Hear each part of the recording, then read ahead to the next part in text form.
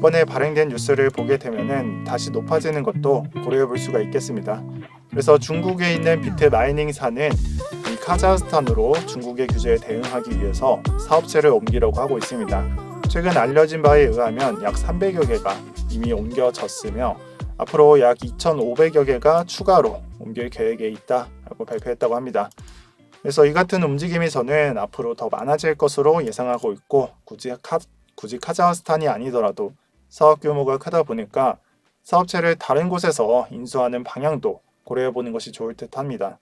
그래서 이 말은 해시값이 결국 시간이 지나면 점점 복구가 된다는 말이고 완벽하게 이전과 같은 불장의 해시값을 기록하기는 힘들겠지만 지금같이 작년 해시값하고 비교받는 상황은 더 이상 연출되지 않을 것으로 보고 있습니다.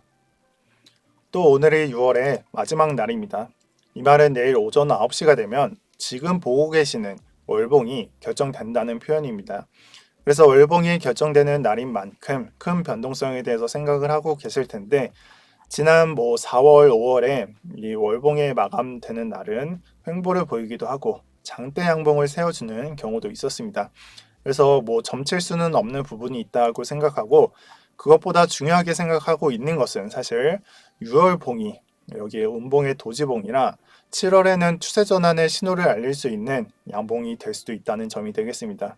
그래서 지난 4월 봉이 이 양봉에서 음봉으로 전환하며 도지를 띄우고 추세 전환을 하면서 어마어마한 하락량을 보여주었다시피 이번 봉도 양봉은 아니지만 도지봉으로 큰 하락은 전봉과 비교를 해보면 큰 하락은 보여주지 않았습니다. 따라서 7월에는 줄어든 하락 추세, 이 하락 추세와 양봉으로 전환 시에는 2, 3개월간의 이 긴 하락장을 멈추고 반등장이 크게 나올 수 있는 기간이 생기게 됩니다.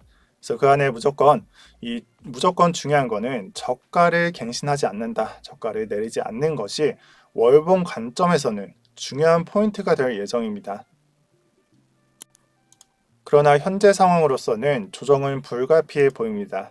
그래서 신고가를 매일같이 갱신하는 미 증시를 보면서 보통 나스닥 같은 경우에는 신고가 갱신 이후에는 약 2개월 뒤에 평균적으로 조정이 일어났다, 눌림목이 나왔다라는 점을 생각해 주시고 그렇게 된다면 아마 지금 시점으로부터 2개월 뒤에 7월 중순에는 조정을 조금 생각하면서 장에 접근해 주시고요. 그래서 이 부분이 그렇다고 해서 엄청난 조정을 동반하는 건 아닙니다. 코로나 같은 이런 조정을 생각하는 건 아니고 미리 인지한 상태에서 장을 대비해 달라라는 말이 되겠고요. 또한 원인을 안 상태로 대비를 한다면 더욱 좋지 않을까 생각합니다.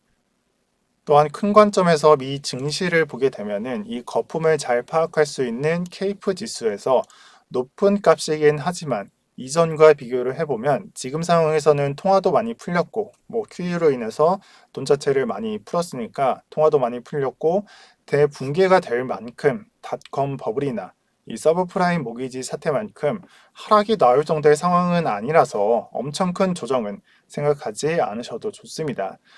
다만 조정에 대해서는 신고가 갱신으로 인한 적당량의 조정 이렇게 정의를 해드리겠습니다.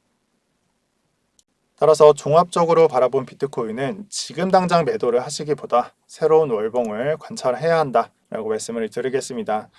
그래서 지금 현재 횡보장 박스권 안에 있고 저가를 5번 정도 테스트를 하였지만 이 저가 테스트 또는 조정세가 일어날 때마다 일봉상 관점으로 전부 말아 올리는 포인트가 31K 밑으로 있으며 이 부분으로 인해서 월봉 저가 이 부분을 뚫기는 힘들 것으로 보고 있습니다. 그렇게 된다면 반등이 진행되기 전까지 이 박스권에서 계속 갇혀있는 모습으로 차트가 진행된다는 걸 말하는 거고 만약 7월 중으로 조정세가 강력하다면 만약에 수에서 강력하다면 31K 밑으로 일봉상 종가를 주어서 꼬리로서 관찰이 되는지 아니면은 이렇게 몸통으로서 관찰이 되는지 관찰하시면서 장 지켜보시길 바랍니다. 이것도 만약의 수고요. 정말 그냥 일반적인 경우에는 이 위로는 41에서 42K 저항 영역 생각해 주시면서 앞서 말씀드렸던 7월 반등장을 고려해 주시는 게 좋습니다.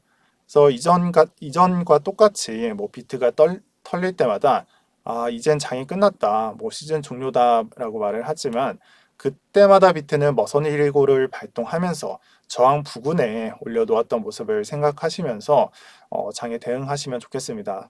비트는 이렇게 저가를 털리기 전까지는 7월에는 반등 관점이 유효하다. 이렇게 마지막으로 정리드리겠습니다. 마지막으로 실시간 뉴스 하나 전달드리면서 영상 마치도록 하겠습니다.